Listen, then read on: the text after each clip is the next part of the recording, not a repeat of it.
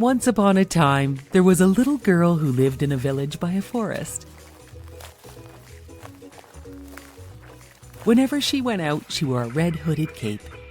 Everyone called her Little Red Riding Hood.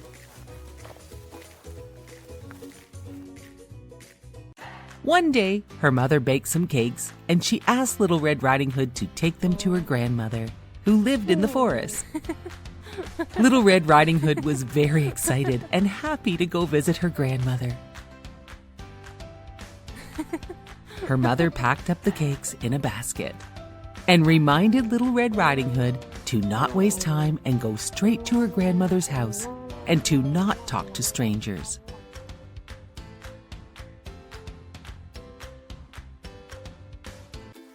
Along the path to her grandmother's house, there were flowers, ponds, and woodland animals along the way.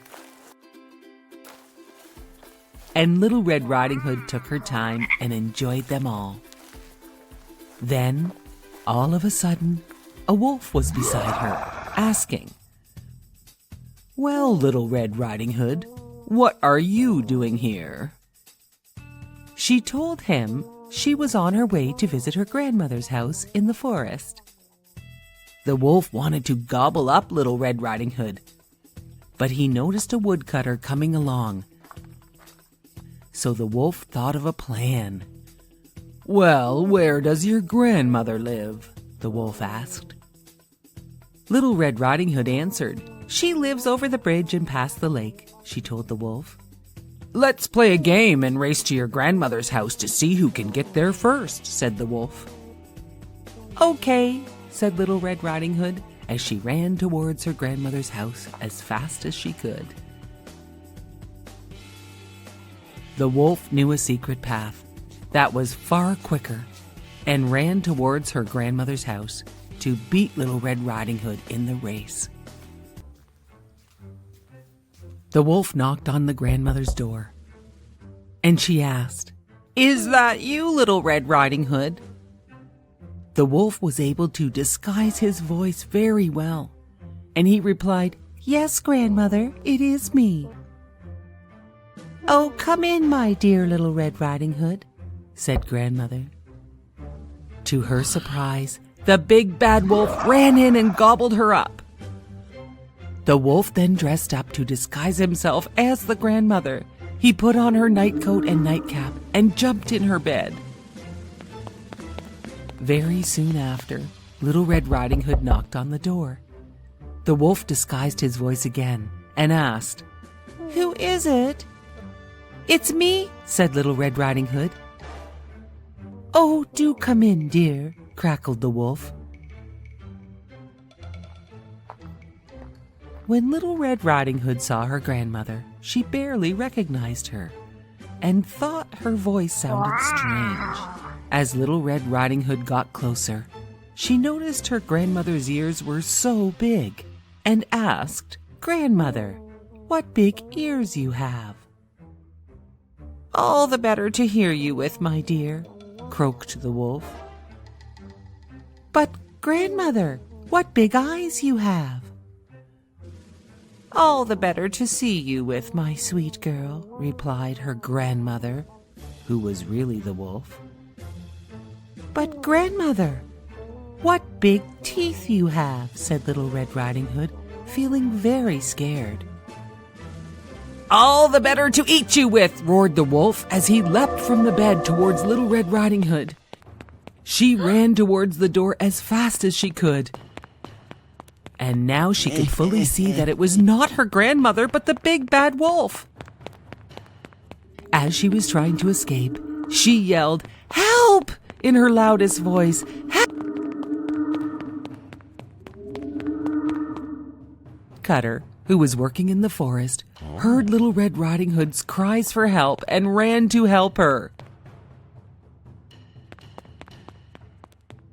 He caught the big bad wolf and shook him so hard that grandmother came out all in one piece. Little Red Riding Hood hugged her grandmother and apologized for talking to strangers and wasting time. Her grandmother said, "Don't worry, dear. You have learned some important lessons. Now why don't we enjoy those delicious cakes you brought me?" The woodcutter took the big bad wolf deep into the forest, so he could never bother Little Red Riding Hood or her family ever again. The end. Simba the lion carried a heavy burden for such a young lion, as he thought he was responsible for the death of his father.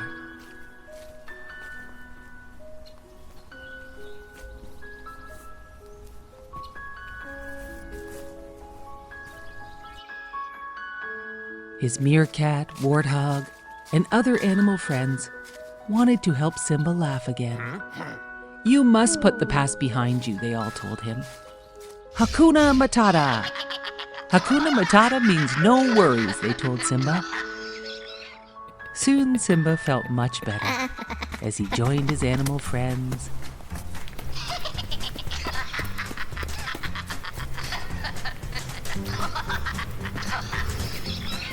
Swimming in the river and enjoying nice long days. As long as Simba did not think about his father's death and the painful memory of his Uncle Scar telling Simba that he was responsible for his father's death. Scar had told Simba to run away. Simba felt like he was always running away.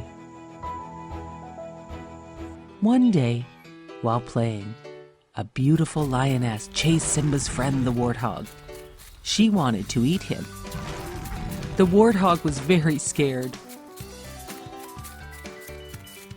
Simba saved his warthog friend and then realized the lioness was his old best friend from childhood, Nala. Simba had run away from his Pride Land so long ago. Nala and all the lions and all the other animals missed him very much, and she told them they needed Simba to save them from Scar and the hyenas. They were destroying the Pride Lands. "Please come home," asked Nala. "You are our only hope." Simba was not yet ready to return, and he sat and talked to Nala all night, and they kissed and had a private embrace. "You can't change the past. It's all my fault," said Simba as he walked away from Nala. Close by, a wise baboon called out to Simba. "You're Mufasa's son," he reminded Simba. "He lives in you," said the old baboon, and he reminded Simba of that. The baboon led Simba to a pool of water and told him to stare hard at his reflection. Suddenly, the clouds parted and the water changed shape, and Simba saw his father, Mufasa. "Remember who you are," Mufasa said from the stars. "You are my son and the one true king." Simba was afraid of what he knew he must do. The baboon all of a sudden hit Simba with a stick. "Why did you do that? It hurt," asked Simba. "Doesn't matter. It's in the past," said the baboon as he tried to hit Simba again. Simba ducked, avoiding the hit. "See," said the baboon, "the past can hurt, but you can either learn from it or run away." Simba understood this lesson and decided to return to his father's land, to save it from the hyenas and challenge his Uncle Scar. "I must fight for this, or who will?" "We will," answered Nala, the warthog, baboon, and meerkat. "We are with you until the end." They followed Simba to the Pride Lands and fought a big battle with the hyenas.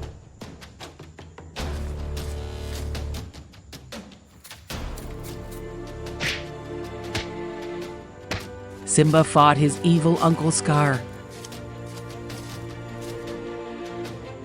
Scar admitted, "I killed your father, Mufasa." When Simba heard this, a great anger surged through him. Anger for the death of his father. Anger for years of guilt. Anger for the destruction of his home, the Pride Lands. With a great roar, Simba flipped his uncle over the rock. Scar was defeated. Simba roared and finally claimed his rightful place as king. Nala was waiting for him and told all the animals that Simba was now king of the land.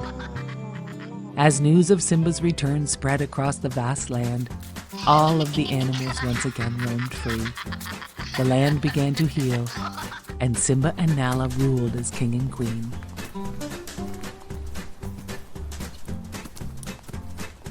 Simba and Nala started their own family and lived happily ever after. High above the city stood the fine statue of the Happy Prince. He was gilded all over with gold leaf, and his eyes were bright sapphires. A large red ruby was in his sword. "He is as beautiful as a weather vane," said one of the town councillors, who wished to be known for his artistic tastes. One little boy in the city was crying for the moon, and his mother asked him, "Why can't you be like the Happy Prince, who never dreams of crying for anything?" Everyone loved the Happy Prince statue in the city. "He looks like an angel," remarked the children of the school. Their math teacher asked, "How would you know? Have you ever seen an angel?" "Of course," said the children, "in our dreams." One day a lonely swallow landed on the Happy Prince for a rest. He nestled in between the statue's feet to go to sleep. But just as he was about to fall asleep, a large drop of water fell on the swallow. The swallow saw no clouds and could not understand where these drops were coming from.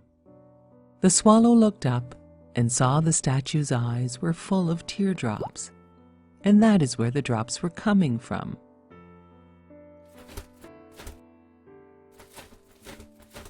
"Who are you?" asked the swallow. "Well, I am the Happy Prince," said the statue. "Why are you crying?" asked the swallow. "I was a happy human prince my whole life, and when I died, they put me up here to see all the city's sadness, and so I weep. I can see a very sad seamstress who has a very sick son. She is so very poor. Swallow, swallow, will you bring her the ruby from my sword?" asked the Happy Prince statue. "Oh, but I must be leaving to meet my swallow family," said the swallow. "Oh, swallow, swallow, little swallow, will you not stay with me for just one day and help me?" The swallow agreed to stay and help to be the messenger for the prince. He flew the ruby to the seamstress's house in the night and laid the precious red stone beside her thimble. He cooled her sick child with a flutter of his wings, and the boy began to feel better. The swallow flew back to the prince to tell him all was done. "I will leave tomorrow." "Please, swallow, stay one more night to help me," the Happy Prince asked the swallow. He asked the swallow to take one of his sapphire eyes to help a poor playwright to finish his play. The little swallow snuck into the playwright's room and left the sapphire. The playwright was overwhelmed and could not believe his luck. The swallow returned to tell the Happy Prince how happy the playwright was.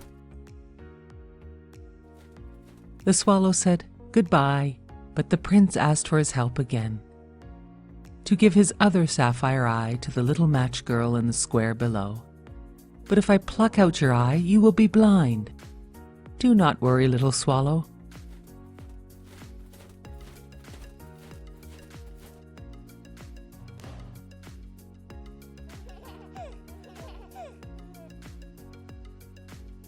Go and join your family now."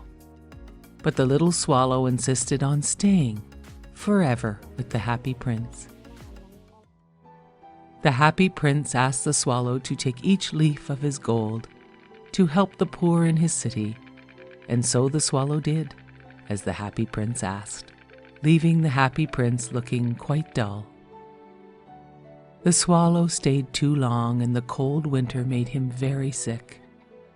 He knew he was going to die. He told the prince he loved him and kissed him on the lips before falling at the statue's feet to his death. At that moment, a strange cracking noise sounded from inside the statue. The leaded heart of the statue had been broken. The city councilors took down the Happy Prince statue as it no longer was gold with precious rubies and sapphires. They found a dead bird at its feet and sent everything to be taken away to the garbage.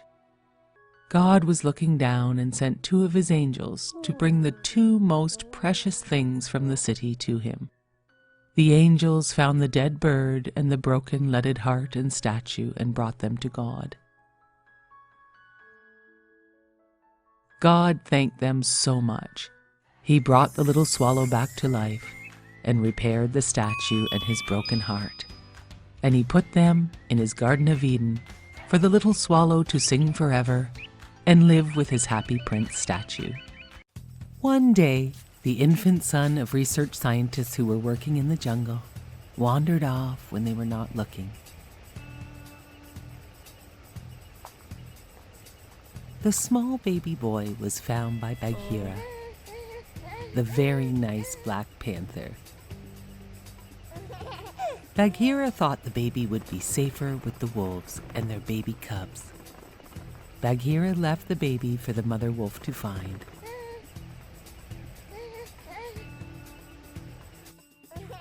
The mother wolf named the boy Mowgli, and they agreed to raise the boy with her wolf cubs. Mother wolf always worried about Shere Khan, the great tiger, coming to take the child away from them. Bagheera taught Mowgli the rules of the jungle and everything he needed to know about all the animals. Bagheera was always there to protect him. The wolves told Bagheera he must take Mowgli back to the human village, where he would be safe from Shere Khan. Bagheera agreed to take Mowgli to the human village.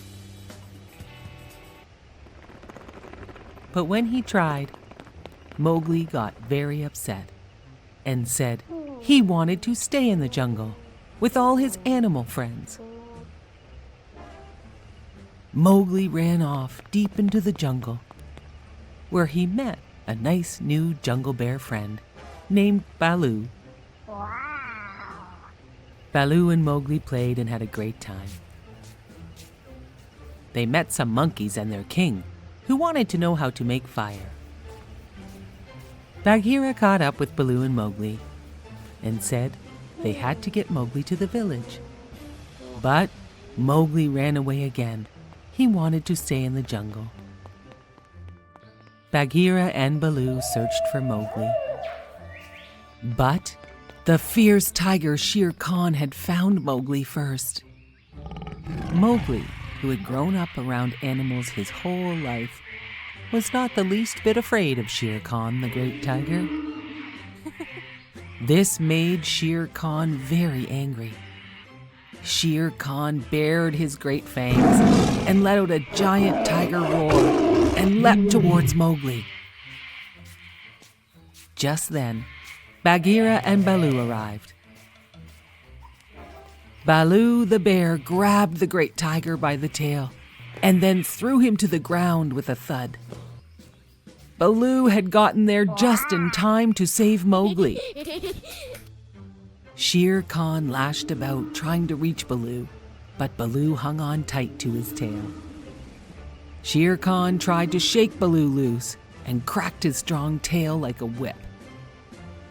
Suddenly, a big storm rose up, and a huge lightning bolt hit a big tree and started a fire.